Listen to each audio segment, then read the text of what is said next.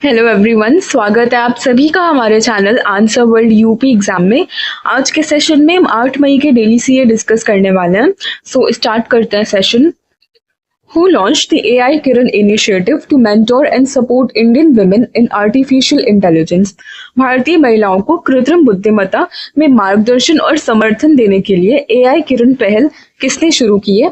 Correct answer हो जाएगा हमारा ऑप्शन बी, कीर्तिका रेड्डी जी। कीर्तिका रेड्डी जी पहले फॉर्मर एमडी रह चुकी है मेटा कंपनी की। मेटा यानी फेसबुक कंपनी की फॉर्मर एमडी रह चुकी है।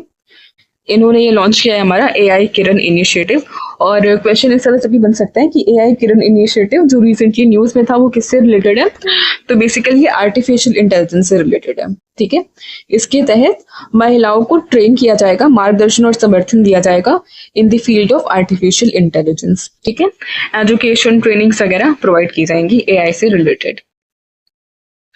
नाम क्या है इनका? Kirtika Reddy ji. In the 2025 Special 301 report, which list has the United States retained India on due to concerns over intellectual property rights?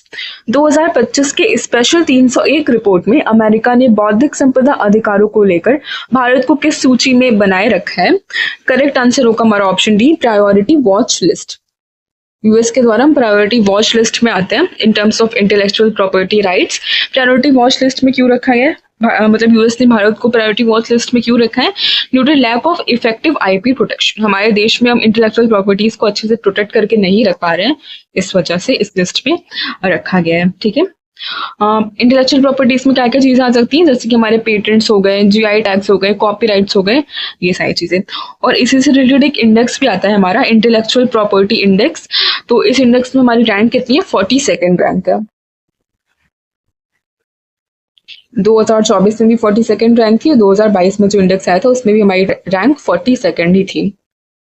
ठीक है, इंटेलेक्चुअल प्रॉपर्टी इंडेक्स में। और इसमें लिस्ट में किस लिस्ट में आते हैं? प्रायोरिटी वॉच लिस्ट में। What is the name of the new portal launched by the Government of India for real-time monitoring of food shortage, food storage depot? Bharat सरकार द्वारा खाद्य भंडारण डिपो के रियल टाइम निगरानी के लिए शुरू किए गए नए पोर्टल का क्या नाम है? तो करेक्ट आंसर हो जाएगा हमारा ऑप्शन सी, डिपो दर्पण। डिपो दर्पण नाम रखा गया है, जो कि नया पोर्टल लॉन्च किया गया है भारत सरकार के द्वारा for the real time monitoring of food shortage depots. Who has been appointed as the head of the reconstituted National Security Advisory Board? पुनर्गठित राष्ट्रीय सुरक्षा सलाहकार बोर्ड का प्रमुख किसे नियुक्त किया गया है? तो इसे पुनर्गठित किया गया है हमारे राष्ट्रीय सुरक्षा सलाहकार बोर्ड को।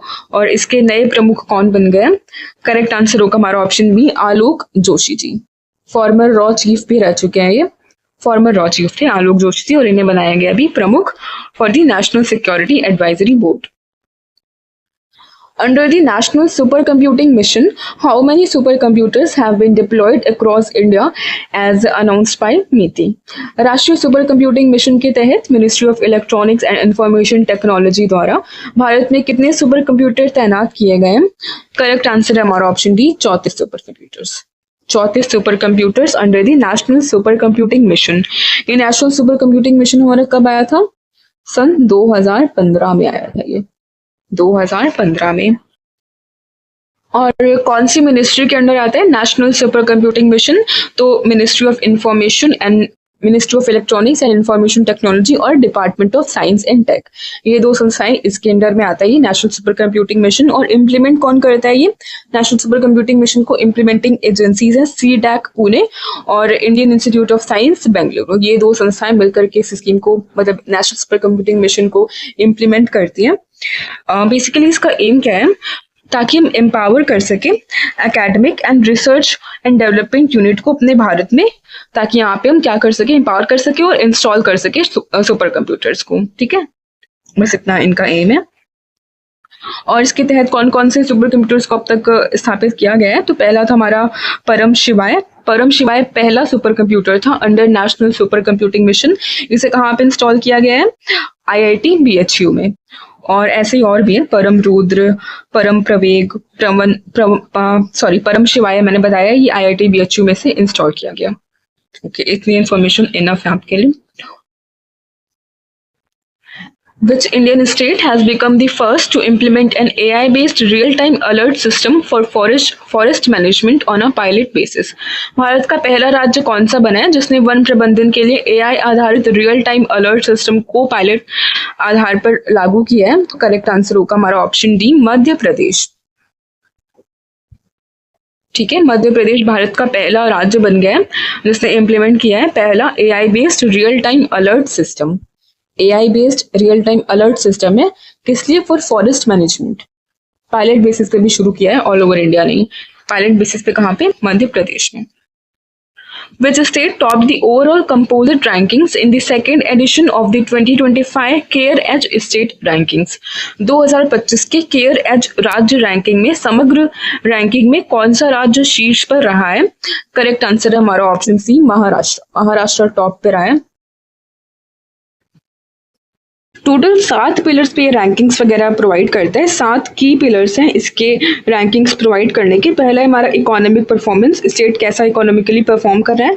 दूसरा है फिस्कल मैनेजमेंट, यानी कि फिस्कली कैसे चीज़ों को मैनेज कर रहा है। तीसरा है इंफ्रास्ट्रक्चर डेवलपमेंट। चौथा है फाइनेंशियल सेक्टर में कितनी ग्रोथ हो रही है। पांचवा है सोशल डेवलपमेंट। छठा है गवर्नेंस इक्वालिटी और सातवां है हमारा एनवायरमेंटल सस्टेनेबिलिटी। इन 7 की पिलर्स पे केयर एज स्टेट्स को रैंकिंग्स वगैरह प्रोवाइड करता है। ठीक है, तो नंबर 1 पे कौन रहा है? हमारा महाराष्ट्र रहा है। सेकंड नंबर पे रहा है हमारा गुजरात। ठीक है, फर्स्ट रैंक है महाराष्ट्र की, second is Gujarat and third is Karnataka. Okay. Which international fusion project is installing the world's most powerful magnet to confine plasma for clean energy production? कौन सी अंतरराष्ट्रीय फ्यूजन परियोजना स्वच्छ ऊर्जा उत्पादन के लिए प्लाज्मा को नियंत्रित करने हेतु दुनिया का सबसे शक्तिशाली चुंबक स्थापित कर रही है? करेक्ट आंसर है हमारा ऑप्शन डी, ITER। ITER का फुल फॉर्म क्या है? International thermonuclear experimental reactor. Okay, so ITER हमारा ये इंटरनेशनल फ्यूजन प्रोजेक्ट है जो कि वर्ल्ड का मोस्ट पावरफुल मैग्नेट होने वाला है, जो कि प्लाज्मा को कन्फाइन करेगा for the clean energy production. इसका एम क्या है कि हम 2033 तक क्लीन एनर्जी जनरेट कर सके। 2033 तक क्लीन एनर्जी का हम उत्पादन कर सके, ये इसका लक्ष्य है।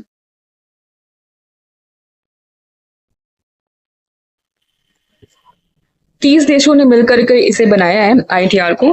30 देशों में भारत भी एक अहम हिस्सा है इसका, भारत का भी, तो इसलिए ये इंपॉर्टेंट हो जाता है। On which date is Ayushman Bharat दिवस observed annually in India? Bharat में आयुष्मान भारत दिवस प्रति वर्ष किस तारीख को मनाया जाता है? करेक्ट आंसर होगा हमारा ऑप्शन सी, 30 अप्रैल को। 30 अप्रैल आयुष्मान भारत दिवस। सो ये था हमारा आज का करंट अफेयर्स का session. Please do like, share and subscribe our channel. Thank you, bye bye.